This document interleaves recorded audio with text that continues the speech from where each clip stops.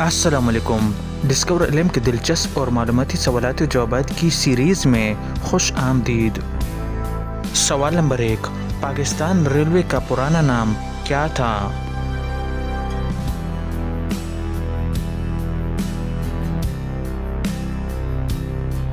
सही जवाब है नॉर्थ वेस्टर्न रेलवे। सवाल नंबर 2, चावल सबसे पहले किस मुल्क में काश्त किया गया?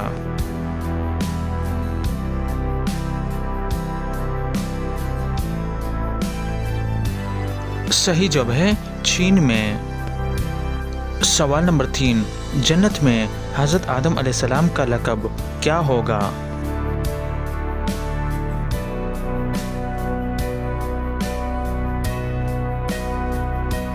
सही जवाब है अबू मोहम्मद।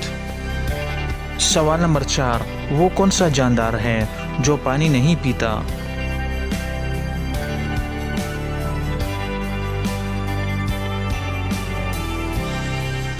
सही जवाब है कैंगरू रोड।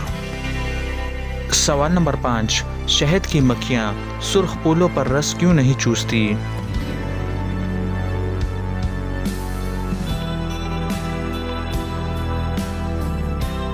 सही जवाब है उन्हें सुर्ख रंग नज़र नहीं आता। तो दोस्तों, उम्मीद करता हूँ कि आज की वीडियो आपको पसंद आई है। अगर पसंद आई है तो लाइक का बटन दबाएं और मज़ीद मालूमाती वीडियोज़ के लिए हमारे चैनल को सब्सक्राइब कीजिए। शुक्रिया।